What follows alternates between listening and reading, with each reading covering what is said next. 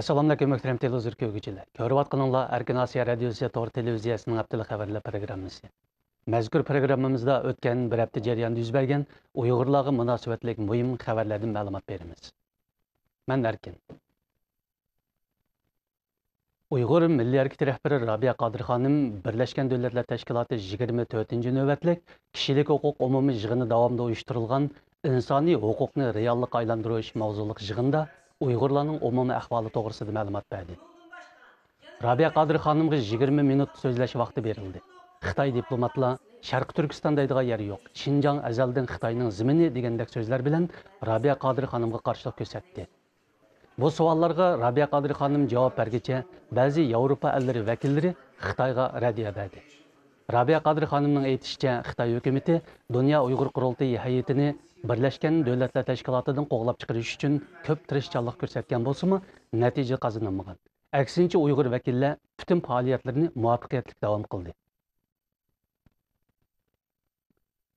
Saqchilar va'dasida turmag'ashqa 5-yo'l g'oyiblaridan Imom Mamat Alining onasi Fatugul G'ulam sukutini buzib, radiomizga navbatdagi ahvol haqida uchur berdi. Urumchidagi davlat amonlik saqchi atritining muavin boshlig'i Fatugul G'ulamga idiviy xizmat ishlab, hukumatning uningga o'g'li haqida pat yaqinda uchur beradiganligini, o'z ahvolini axborotga ma'lum qilmay turishini topilgan.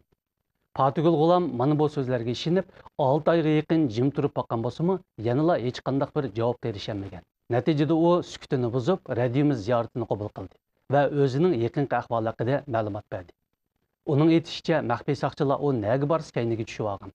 Hatto Qashqarga to'yga borsimi, uni o'z yurti Qashqardimi aromiga qo'ymagan. Amerika Uyg'ur jamiyati atalmış 4-navbatlik Xinjiang xizmat yig'ini haqida bayonot e'lon qilib, Xitoy hukumatining rayonda o'xshash xatolik sodir qilayotganligi, mazkur yig'indami Uyg'ur elidagi haqiqiy masalalarni hal qilish chorasi o'tirg'a qo'yilmaganligini aybladi. Bayonot ko'rsatishicha, Xitoy hukumati bu qitimliq yig'inda o'tirg'a qo'ygan xizmat va ma'rif siyosatlari Uyg'ur madaniyatini ojizlashtirishni maqsad qilgan assimilyatsiya taktikasining bir qismi ekan. Bayonotda mundaq deyildi.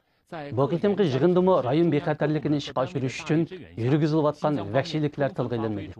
Xitoyning atalmış 4-navbatlik Xinjiang xizmat yig'ini 25-sentabrgacha Beijingda ochilgan. Yig'inda yana rayon muqimligini majburiy ishga oshirish, ideologiya tarbiyasini kuchaytirish qatorliqlar alohida ta'kidlangan.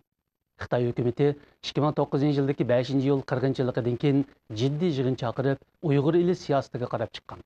Ammo 2010-yil oshgan Xinjiang xizmat yig'inida Uyg'ur eliga ko'chman ko'chirish va Uyg'ur elining yer osti boyliqlarini jiddiy ravishda echish strategiyasini texmo keng ko'lamli ijro qilish qarorini olgan edi. Beijing saqchi doiralari mustaqil tadqiqotchi Ilhom To'xtiga qartilgan nazoratni yana kuchaytgan. Uyg'ur biz to'g'rida ko'rsatilishicha, navbatda doiralar Ilhom To'xtining barliq ish harakatlarini 24 soat nazorat qilgan bo'lib, u ko'chaga chiqsa-mu bexatarlik xodimlari orqaga tushidi ekan. Xabarlar qaraganda Ilhom To'xti o'tiradigan Qora darvozasi oldiga Xitoy davlat amonlik atritiga tava avtomobillar davomli to'xtatilgan ekan.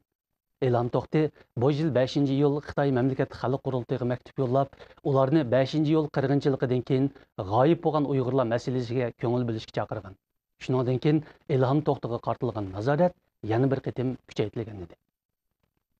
Xitoy hukumatining Atamiras Uyg'ur teyiblarini layoqat guvohnomasi imtihonini Xitoycha berishga zo'rlashi bilan Uyg'ur tili orqali avlodma-avlod davom qilib kelgan Uyg'ur milliy tibobatchiligi yo'qolish krizisiga duch keldi. Imtihon o'sha oyning 14-15 kunlari Xotan pedagogika oliy texnikumida bir tutash ilingan. Imtihonga Xotandagi Atamiras teyiblardan Abdumejid Ablas, Obulasan, Damulla qatorliq 8 teyib qatnashgan. İmtihan suali jami 600 nomerlik bo'lib, buning ichida 120 nomerlik savol Xitoycha chiqarilgan. Uyg'ur tibobatchiligini ajdodlaridan Uyg'ur tilida o'rgangan va taraqqiy qildirgan bu 8 tebib Uyg'ur tibobatchiligi bilan aloqasi bo'lmagan Xitoycha imtihon savollariga javob berishga amalsiz qolgan va 120 nomerlik savolni oq qoldirishga majbur bo'lgan. Urumchi doiralari 5-yo'ldan keyin g'oyib bo'lganlardan 17 yoshli olim ilojining oilasiga ijaraga uy bermaslik haqida maxfiy uqtirish tarqatgan. Bu uqtirishga xilof holda mazkur oilaga uy ijara bergan Salimoji degan kishi ayol bolalari bilan qitilib 24 soat qamab qo'yilgan. Mazkur maxfiy uqtirishdan bir nusxa qo'lga tushirgan iloji oilasi ziyoratimizni qabul qilib, o'zlarining o'z zaminiga, ona vataniga sig'maganligini bildirdi va mundaq dedi. Bola izdeganligimiz uchun o'z zaminimizga patmadik. 6 jon talada qoldik. 17 yoshli olim iloji 2009 yil 5 yil qirg'inchiligidan keyin tutib ketilgandan beri iz deraksiz g'oyib bo'lgan. Muhtaram televizor ko'rguvchilar, yuqorida Erkin Osiyo radiosi Tor televiziyasining haftalik xabarlar programmasini ko'ringlar. Kelar hafta ko'rishguncha omon bo'linglar. Xayr xo'sh.